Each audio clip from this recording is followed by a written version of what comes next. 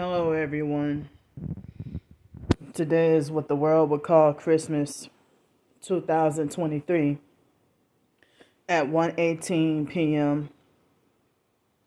in the afternoon. So, thankfully, I want to say, thanks for y'all who helped me out with the hotel room and also some food to survive and to stay safe and off the streets. Um, because I heard like they had a lot of shootings happen over the weekend, you know, and also it would be hectic at the airport. So, excuse me. So, thanks very much for y'all who helped me out with the hotel room and food and toiletries and whatever else I might need. And so this morning I had the hotel breakfast and I ordered I was able to get me like a discount, and I got me some tacos and a couple of donuts. It was donuts with regular sugar that's a little bit of sugar on it. The regular white sugar that's a little bit of sugar on it. And I had some al pastor pork tacos. And then for dinner, I guess I'll have some beef soup with rice, with some vegetables or whatever. So I'm so thankful and glad to have relief off the streets and where I can control the temperature mostly, control the temperature of where I'm at. The airport is so cold and I'd be suffering, and can't really get sleep because I'd be so cold. So I was able to sleep pretty good last night. And, yesterday I was in pain all day.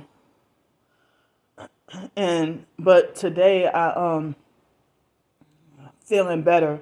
But precisely 12:33 p.m. what they did started vibrating my right foot. And then a couple of minutes later, they started vibrating both feet for a few more minutes, and then they stopped. So, I'm glad for the very small amount of people who sympathize and empathize and understand, what I went through, and that's, not going to victim blame me or try to find a way to look for some loopholes or looking for a reason to find fault with me or do victim blaming. So even if you can't even afford to donate or help me out, as long as you support me and understand, the tribulations and suffering that I'm going through, I mean, if you got compassion on what I'm going through, because I would do the same for you. So, I mean, that means a whole lot, even if you can't financially help. And I really hate to be in this predicament because all my life, well, actually, since I was 14 years old,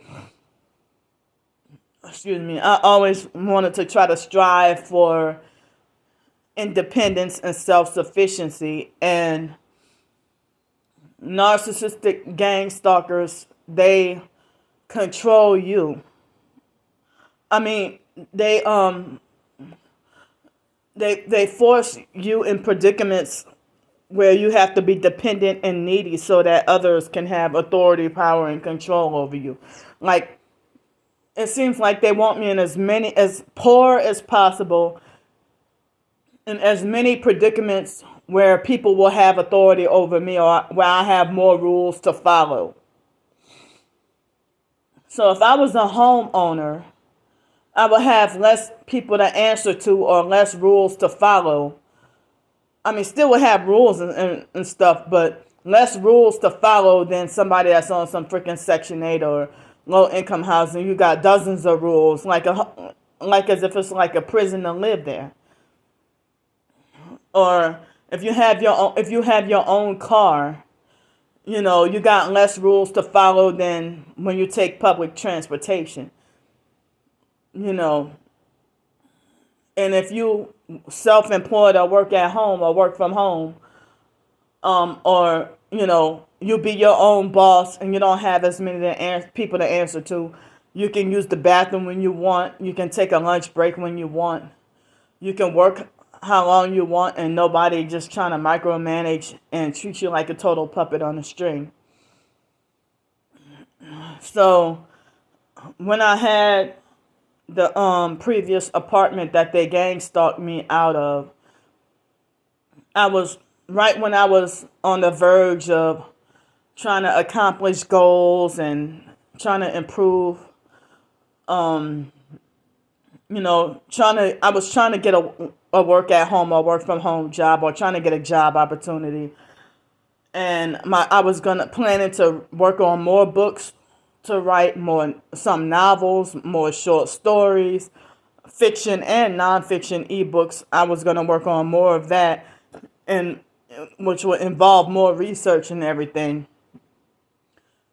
And they're trying whatever they could to stop me from accomplishing goals to better not only myself, but the possibility of helping to better other people as well.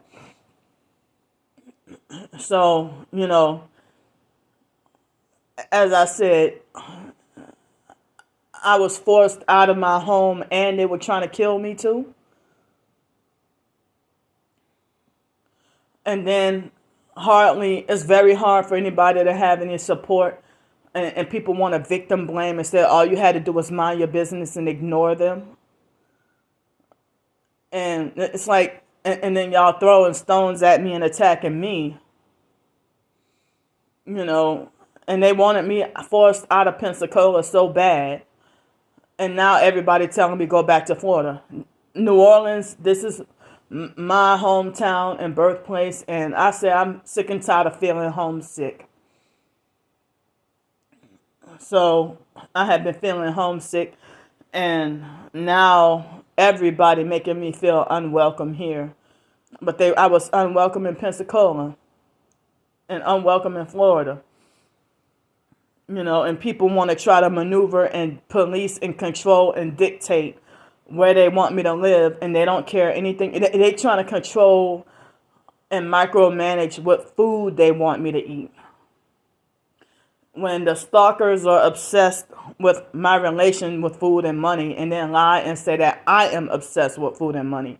Any homeless person would be crying out for help with money and food or whatever else to survive.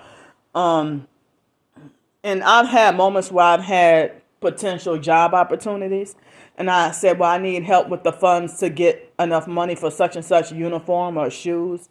And then I couldn't even follow through with the job because people wouldn't even want to help me, or if I needed transportation back home, from work and I'm homeless or whatever, or staying in a hotel or motel, that people don't even want to help. So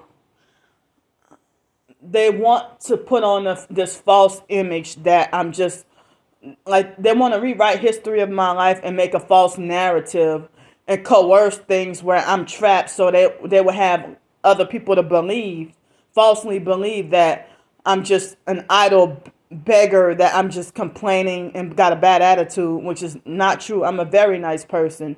But, you trigger and provoke me and antagonize and stop me from doing things to not only better myself, but help the desire to want to help to better other people as well. And they want this false illusion that I'm just an idle beggar and that I'm just a loser and everything. But I'm telling y'all, they are forcing me in bad predicaments and want me to blame myself for it. So I wish I could talk longer.